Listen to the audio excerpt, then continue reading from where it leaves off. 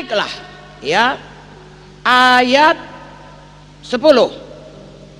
Yang ku kehendaki ialah mengenal Dia. Apa saudaraku?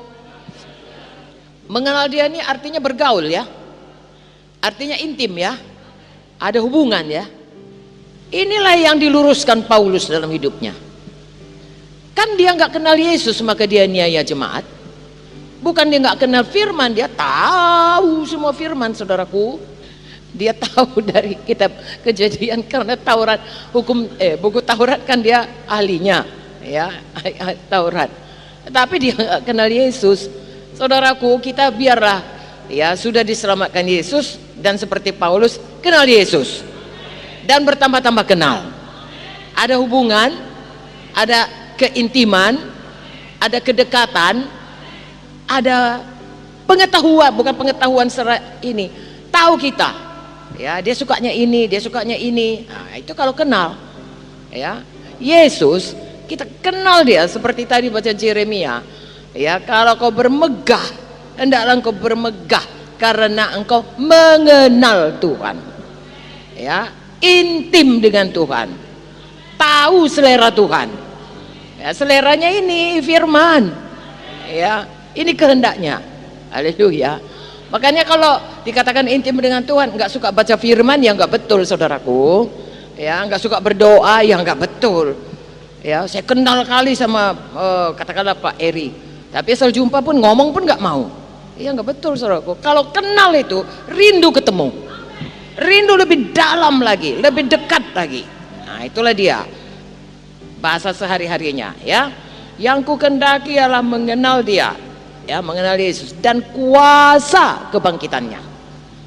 Nah ini kalau baptisan kan kita selalu katakan ya kan, kuasa kebangkitannya yang telah dibangkitkan oleh kemuliaan Bapa, kan begitu. Kemudian kita berkata kita pun ikut dibangkitkan ya, Efesus 1 ayat 19, supaya kita kenal kuasa kebangkitannya. Siapa membangkitkan Tuhan Yesus? Bagus, jadi kuasa Roh Kudus. Apakah kuasa Roh Kudus? Mulai dari kita lahir baru ya, kenal Yesus, kuasa kebangkitannya ya, itu dulu. Apakah kuasa kebangkitannya? Yang pertama sekali kuasa kebangkitannya bekerja atas kita, membuat kita lahir baru. Kemudian kita saudaraku, sebagai tanda kita ini sudah lahir baru dan membuat Yesus jadi Tuhan, kita dibaptiskan, bangkit kepada satu hidup baru. Betul?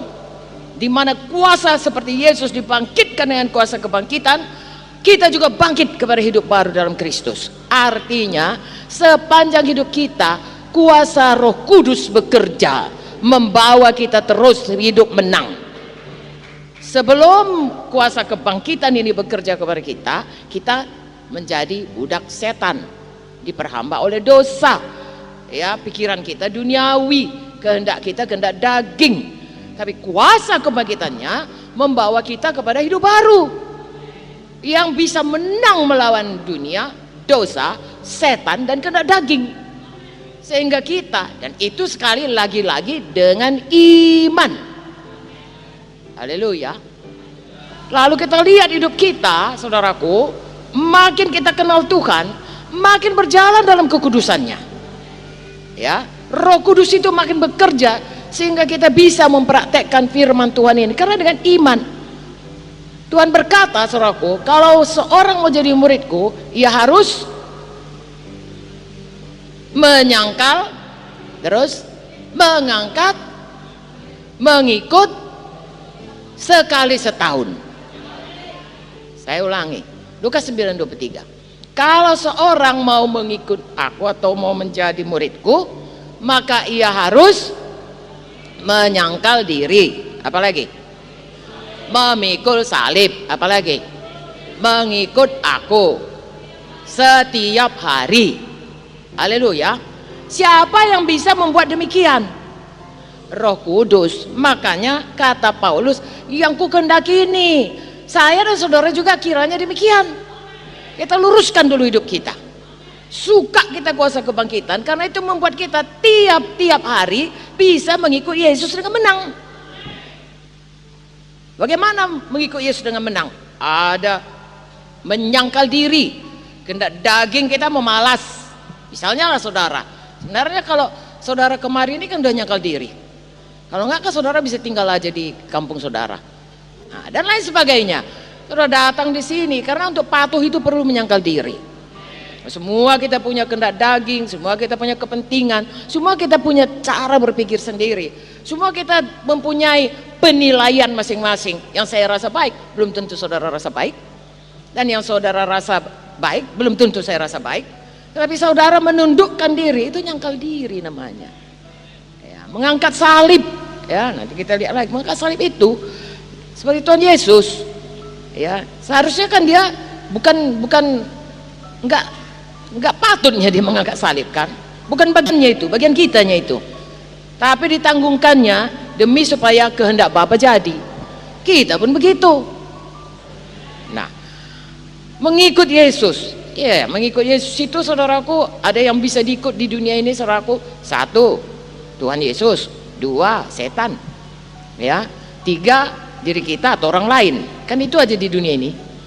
Jadi kepada kita selalu itu pilihan ya, sepanjang hidup kita.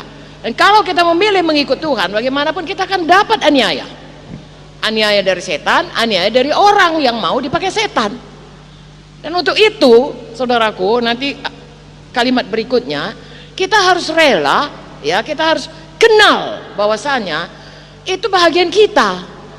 Kalau kita kenal Yesus, kita kenal itu bagian kita, dan kita tidak kompromi dan tidak menyerah, dan kita menang.